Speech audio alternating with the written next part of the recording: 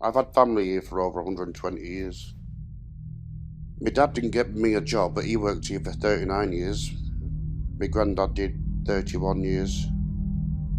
I've had uncles work here. Now my he's in his 7th year. I'll try and keep going till I'm 70.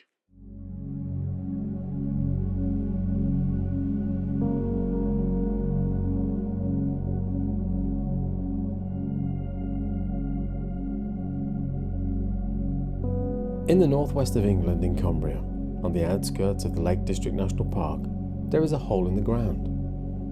Unseen by many, it appears to be just another quarry, a site of dirt and industrial activity that is a world away from the surrounding area of natural beauty. People do not visit here to make paintings of it, write poetry about it, or even to look at it. They will drive on by in search of their holiday cottage or to walk in the distant fells. Yet it has helped build and create beauty around the local area and the wider country of Britain. It has yielded artisanal products that have built architecture from London to Qatar, from Newcastle to New Zealand. That hole has supplied the raw materials from its depths across the road to one of the oldest limited companies that still trades in the UK. Furness Brick and Tile. Since 1845, they have been making and baking bricks in a process that has changed little in the last 180 years. There is a skill taken in working here, what they make and how it supports the people of the local community, and the pride that they take in it. This is their story.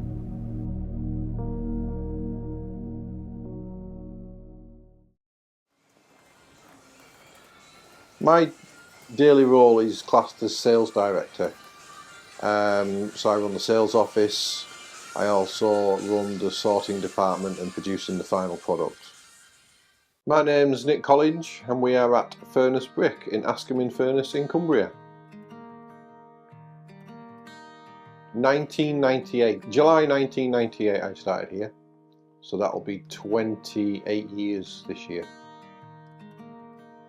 I'm 4th generation and my granddad worked here similar to what my dad worked here. His dad before him, I believe, was a secretary here. Dad's brothers, they both worked here, so when I started in the late 90s, there was my dad and his 2 brothers. All 3 worked here. One by one they've retired, and now it's me and my 2 brothers who work here. So I'm James Collins. I'm the Managing Director of Furness Brick. I look after the whole operation. So the other day I was thinking there's 5 sons and fathers working on site right now. Yeah, and they've had their own fathers work here before them, and some grandfathers. We've got pictures of people in the late 50s, early 60s in black and white. And they're the grandfather of somebody who works here now in his late 20s.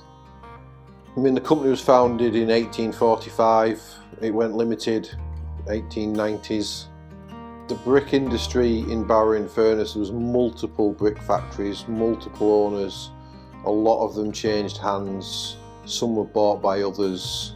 We're sort of the last, well, we are the last one left, and over the course of time this company will have absorbed the other companies.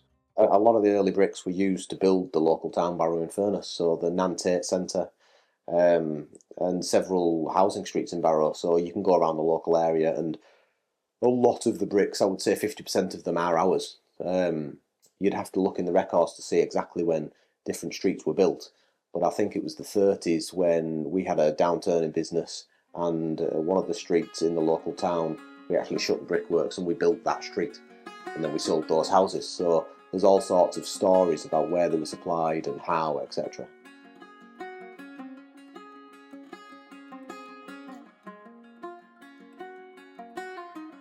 The raw material, the shale, does come from the quarry.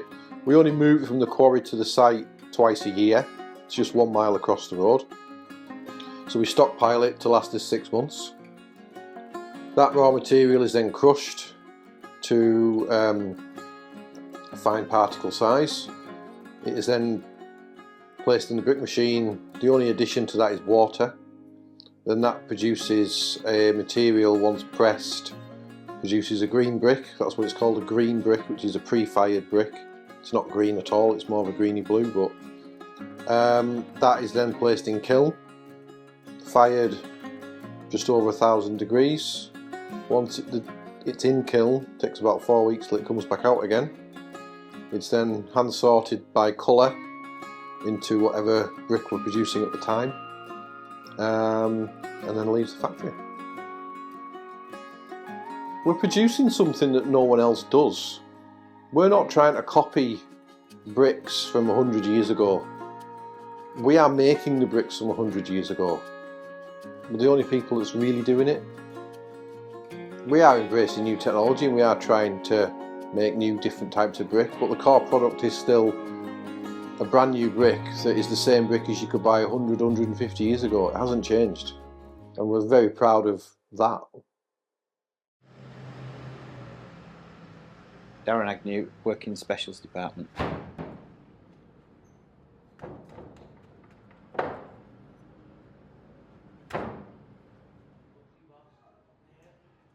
To make the brick, I'll get some paperwork with dimensions and that, and I've got to make the bricks left-handed, right-handed.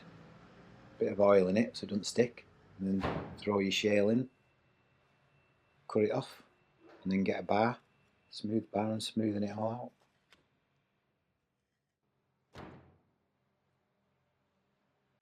A lot of stuff got thrown out, you see, years ago. They got rid of a lot of stuff because they don't use it, you see. Someone wants it years and years ago, and then that's it. It's never been used since. When they run the machine every day, I take a sample in the morning, sample at night, put them in a little kiln just to check with the colour. That's we just take the brick, put it in. It's like a mould, so it comes down, hydraulics, squeezes it, put it into the shape, put like formers inside, so you can have like left, right hand, or make stretches or cants one at a time, because it's pretty quick, you see. Whereas when we use soft mud, I've got, say I make them, that one brick has then got to go in the drying room, dry out, then take it back out after a day, texture it, put it on a pack. Whereas with them, they get done straight away. You can texture them straight away and put them on a pack same day, so it works out quicker really. Yeah, I'm Carl Johnson. I sort bricks and also do truck work, and probably about it in a nutshell. Nearly 22 years in total. It's a physical grind, but I've always said it, I'd rather do something like that than sat behind a computer all day long, any day. Stacked in certain ways, blended in certain ways, and obviously you've got to keep an eye out for like quality and stuff like that. Like people that don't work here, oh, it's just stacking bricks, it's not that bad, and you think, oh, I'd love to see you come down just for a day, and then when you're walking away like that at the end of the day, well, I think I've probably just gone numb now. I don't know whether it hurts or I've gone numb. In the day, we've got to do 17 packs of 400, but that's not counting the rubbish you throw out, the shoveling, so it can actually work out more sometimes. On a good day, you'll get 17 packs and you'll fly them up on another day.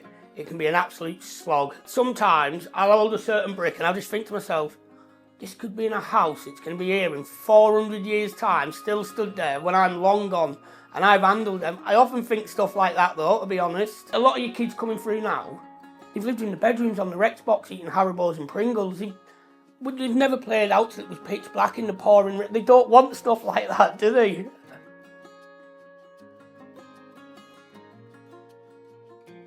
The reason we've had hard times is why we're still here. We actually wanted to modernise the factory a lot in the 70s, but because we didn't, because we stuck with the machinery that we have, is why we're so unique now. So that was not a plan, but a happy coincidence.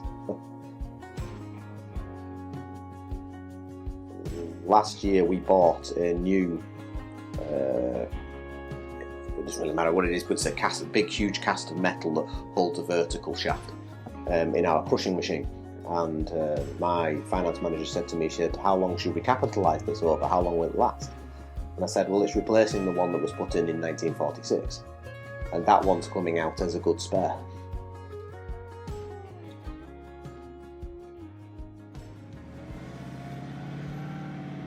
Andrew Podsford, and I'm Fire Brick Supervisor. I do really love my job now, but I also really enjoy kiln drawing.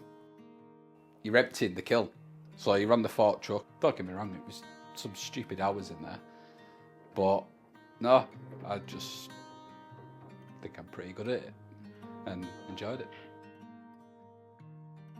26 years ago when I started, they were still firing the bricks the way they're doing now.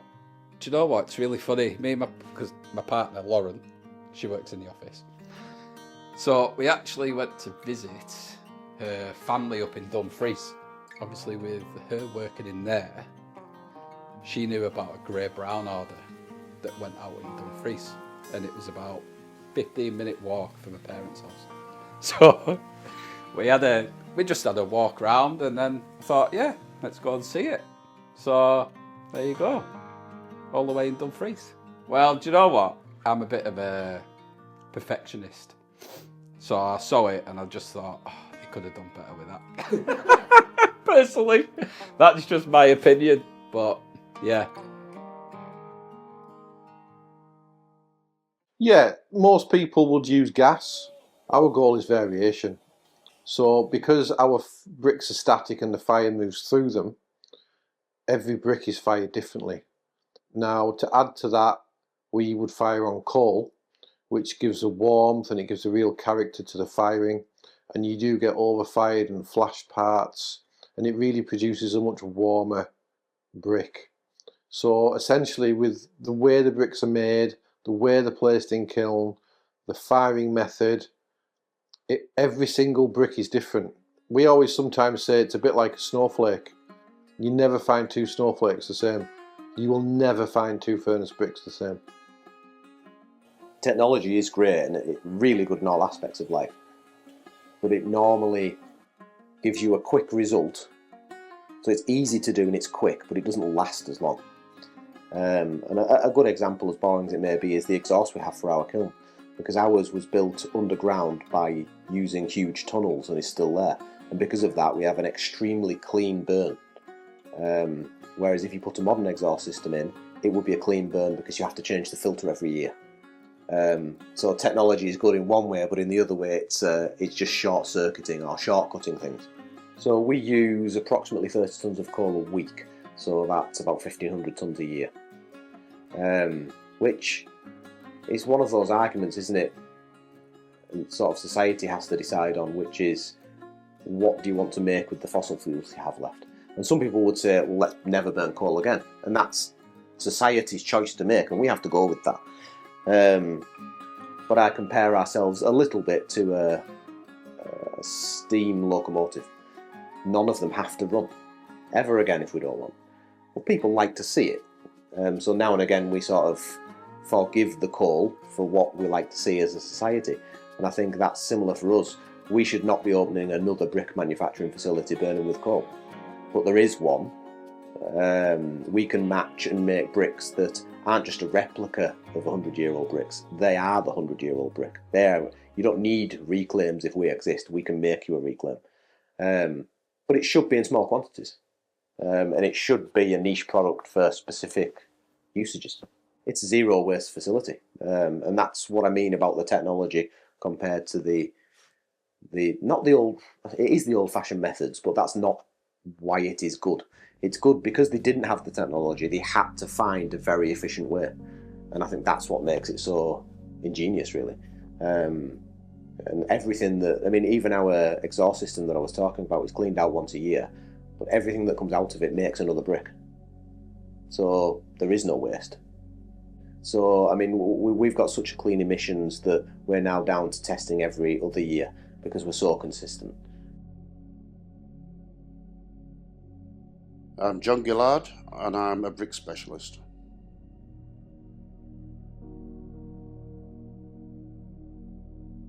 nothing much to look at on here. It's all really about the same. Still old-fashioned looking, like a Peaky Blinders look to it, you know.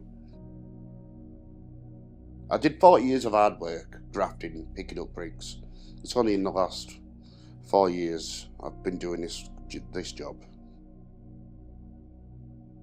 I do all the sample boards. I do all the proper full brick samples on wooden pallets. Send them out to these big companies if they like, and we get big orders. Yeah, I was picking up bricks up, yeah. About 10,000 a day. I did it when it was even harder, before there was fork trucks and things. All done with wheelbarrows up and down the yard. Hundreds of times a day. There was as many bricks as you could get in wheelbarrows. That's how they filled the kilns, didn't have fork trucks. Did it from the brick machine. The yard wasn't concreted or anything, but you had to go on wooden planks. Only when we see pictures of them actually put up in a building, and James will show me sometimes, he said, that's your order, that's the samples you did. You know what I mean? He'll show me, I'm like, wow, you know what I mean? I mean, I'm sending out a board that looks nice, and I don't think no more about it, and then about a year later I'll say, maybe that's a sample you did. Because sometimes you remember the ones, because they're a bit different, bespoke and that. And he said, look at that building there. And he said, that order, that they liked that you did. That's what they built it out of. I'm like, wow.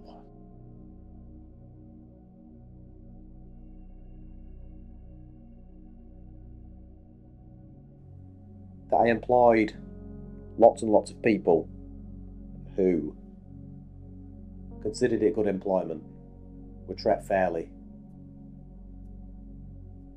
provided for their families, and furthered their families and my own. That's it. The bricks are going to be there whether I make them or not. The difference is, if I'm running it or somebody else is running it, is the experience of the people who worked for you.